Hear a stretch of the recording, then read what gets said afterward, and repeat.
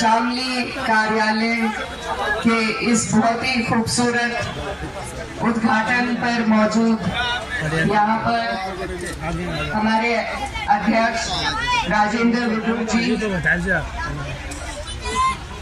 पूर्व राज्य मंत्री श्री सुदीप पवार जी, पूर्व ब्लॉक प्रमुख श्री शेर सिंह राणा जी, मेरे चाचा मुस्तकीम जी, यशपाल सिंह चाचा पप्पन जी, सुशील शर्मा जी, इस्लाम एमडी जी, मुकेश राणा जी, मकसूद चाचा और शामली के हमारे जितने भी यहाँ पर बड़े बुजुर्ग और मेरे पापा के साथी और मेरे भाई, सभी को मेरा नमस्कार, अस्सलाम वालेकुम। आज थोड़ा गला खराब है, पहले माफी चाहती हूँ।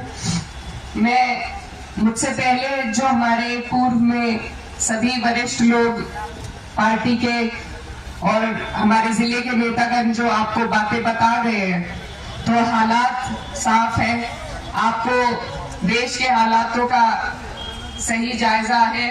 और मैं इस पे बस यही कहना चाहती हूँ कि सूरज के खुदाओं की ये कोर निगाही है, सूरज के खुदाओं की ये कोर निगाही है। महलों में उजाला है, कुटियों में सिहाई है, महसूस ये होता है ये दौरे तबाही है, शीशे की अदालत है और पत्थर की गवाही है।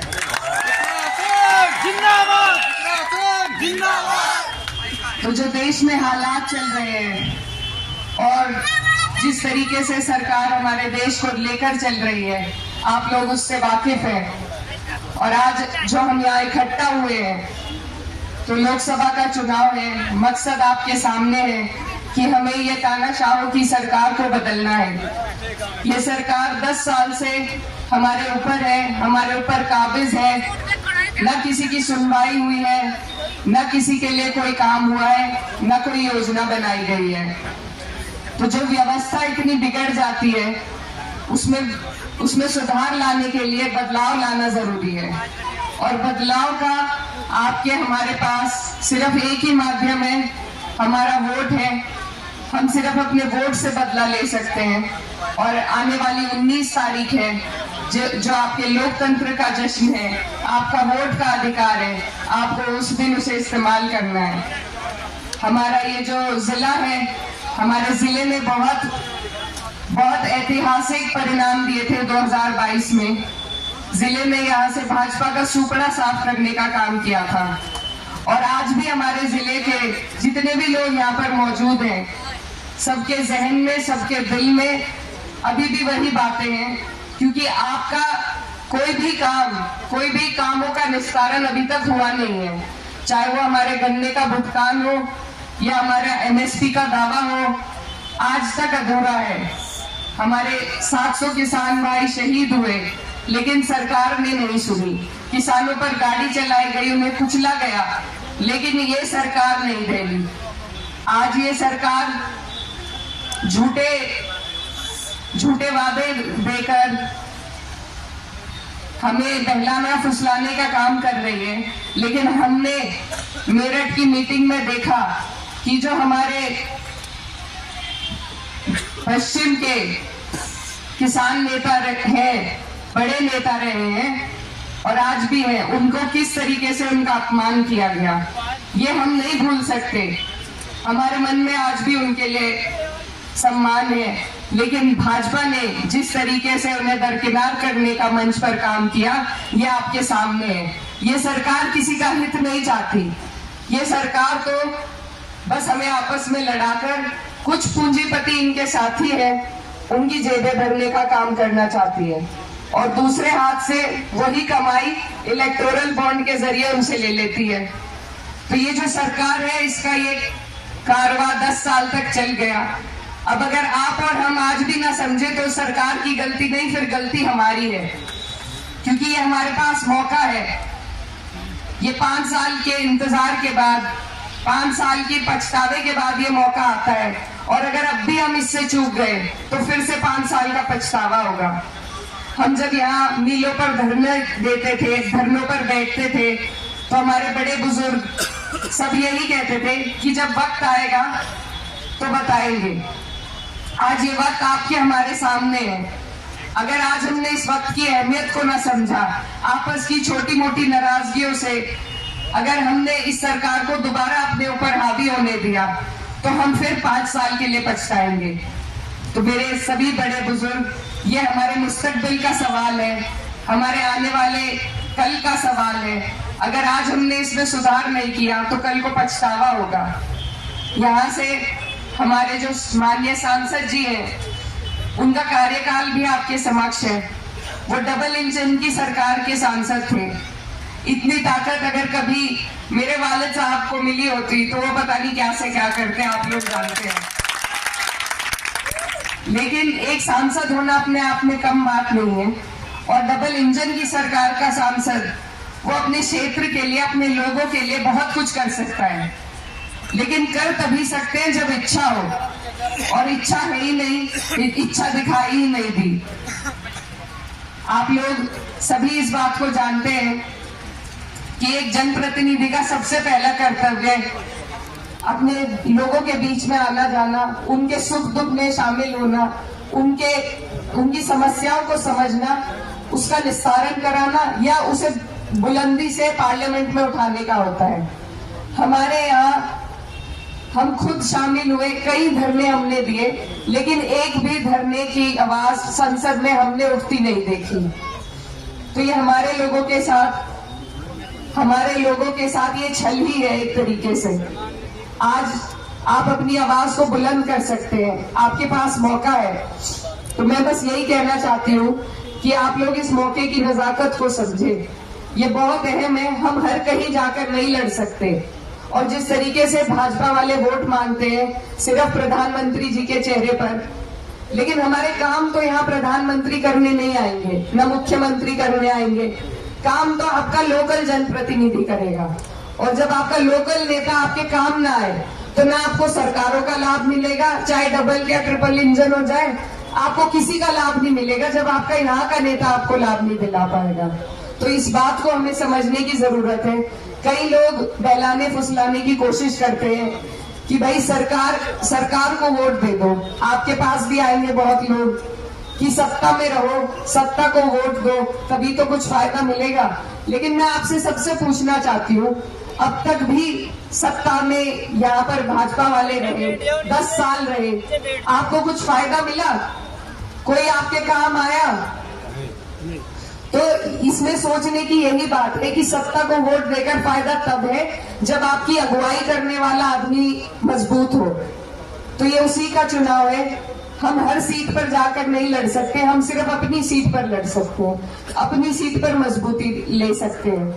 तो हमें अपनी कैराना सीट को ही मजबूत करने का काम करना है। और ये सीट आप लोग बड़े हैं, आपके सहारे से ही ये मजबूती मिल पाएगी। ये शामली शहर है, मेरे वालिद साहब यहाँ से विधायक भी रहे, सांसद भी रहे, और यहाँ बहुत से चेहरे मैं देख रही हूँ जो मेरे वालिद साहब के साथ ही रहे हैं। आज उनकी कमी महसूस हो रही है, लेकिन आप लोग भी मेरे वालिद समान हैं। और मेरे पिताजी का इतना लगाव था शामली शहर से कि वो ईद की नमाज उन्होंने कभी कैराना नहीं पढ़ी, वो हमेशा शामली आकर अपनों के बीच में ईद की नमाज पढ़ते थे। तो ये जो प्यार और लगाव आपका और हमारा है, इसको मेरे माध्यम से मैं चाहती हूँ आप लोग इसको बरकरार रखें, इसको हम आगे बढ़ाकर ले चलें। और इसीलिए आपके बीच में आपकी जिम्मेदारी बड़ी है, आप मेरे बड़े बुजुर्ग हैं।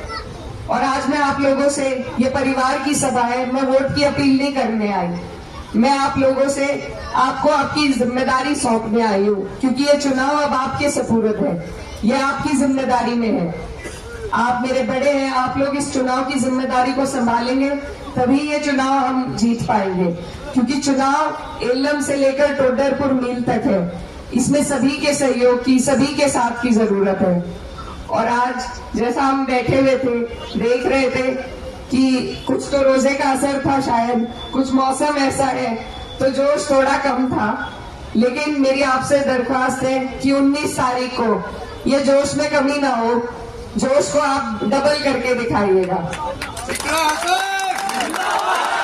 ये जो प्यार और मान सम्मान है आपका, ये जो प्यार और मान सम्मान है आपका, इसी को हमें जरूरत है वोटों में तब्दील करने की। हमारा चुनाव मजबूत है।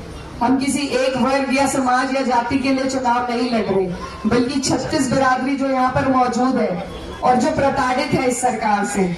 कोई ऐसा वर्ग नहीं है जो प्रताड़ित ना हो, चाहे किसान वर्ग हो, हमारे मजदूर भाई हो, हमारी माताएं बहनें हो, और जो पुरानी पेंशन है वो उसकी बहाली की मांग है। तो कोई भी ऐसा आदमी नहीं है जो इस सरकार से कुछ गुहार लगा रहा हो और सरकार ने उसकी मंजूरी की हो। तो ये सभी लोग 36 बिरादरी, यहाँ पर किरणपाल कश्यप जी हमारे बीच में थे, उनका समाज आज हमारे साथ खड़ा है, क्योंकि भाजपा ने सिर्फ उनसे वोट लेने का काम किया, न कभी कुछ दिया, न सम्मान दिया, सिर्फ वोट लेते चले गए। और मेरा मानना है अगर कश्यप समाज बहिष्कार कर दे भाजपा का, तो भाजपा की एक भी सीट कहीं से नहीं निकल सकती। इसी की तरह हमारा सैनी समाज, जिनके साथ इन्हीं के जनप्रतिनिधि दुर्व्यवहार कर रहे हैं, हमारा ठाकुर समाज है, जाट समाज है, पाल समाज है, कोरी समाज है, दलित समाज है, सभी लोग परेशान नजर आ रहे हैं और इस बार एकजुट हो रहे हैं, क्योंकि काट की हांडी बार बार नहीं चढ़ती। बंटवारे की बातें हो चुकी, खत्म हो चुकी। हमारे यहाँ ना कभी कोई भेदभाव था, ना आज है। अब मुद्दे की बात होगी, अब विकास पे बात होगी, अब सम्मान की बात होगी, और ये स्वाभिमान का ही चुनाव है। अगर आप लोग सब अपनी स्वाभिमान की लड़ाई लड़ना चाहते हो, तो आप लोगों को इंडिया गठबंधन के साथ मजबूती से खड़ा होना पड़ेगा। ये सारी बातें आपके सामने हैं। आज हमारे चुनाव का कार्यालय का उद्घाटन हुआ है। आप लोग चुनाव आज से नहीं, कई सालों से लड़ते लड़ाते आए हैं। मुझे आपको बताने की जरूरत नहीं कि कैसे करना है, लेकिन क्योंकि रमजान है, अब फसल का समय आ गया है, तो आप लोग थोड़ा सा टाइम, ये 15-20 दिन का टाइम है, मेरी आपसे यही गुजारिश है कि थोड़ा थोड़ा टाइम आप थोड़ा चुनाव में भी दीजिए, क्योंकि ये हम सबके आने वाले कल का सवाल है। अगर आप लोग अपने अपने वार्ड की, अपनी गली की, अपने मोहल्ले की, अपने गांव की जिम्मेदारी लें और ध्यान दें सबसे ज्यादा वोट परसेंटेज पे। हमारा चुनाव सत्ता के पक्ष से चुनाव है, वो हर हथकंडे आजमाएंगे, वो सारी कोशिशें करेंगे जैसे आज तक करते आए हैं, लेकिन आपको और हमें घबराना नहीं है। हमें हिम्मत से काम लेना है और अपनी मजबूती रखनी है, बूथ की मजबूती रखनी है, बूथ की और वोट की मजबूती रखनी है। हमारे जितने भी साथी यहाँ पर खड़े हैं, आप लोग अगर पर्चियां पहले निकलवा लें, पहले से अपने बूथ देख लें, कस्बों के लिए खासकर, क्योंकि बूथ अक्सर बदल दिए जाते हैं, तो अगर बूथों की पहले ही देख रेख हो जाए कि किसका वोट किस बूथ पर है, पर्चियां निकल जाए सबकी। ऑनलाइन अभी भी वोट बन रहे हैं, बीएलओ तो नहीं बनाएंगे अब, लेकिन ऑनलाइन आप बनवा सकते हैं। तो ये सारी जो चीजें हैं ये अहम है, इन पर हमें ध्यान देने की जरूरत है।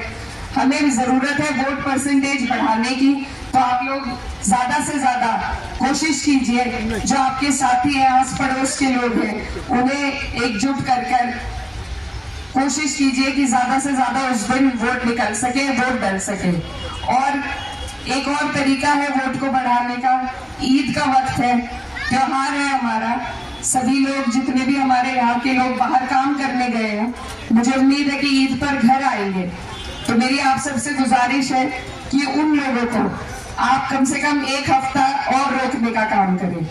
एक त्योहार वो ईद का मनाए और एक हमारे लोकतंत्र का त्योहार मनाकर ही जाए, अपना वोट डालकर ही जाए।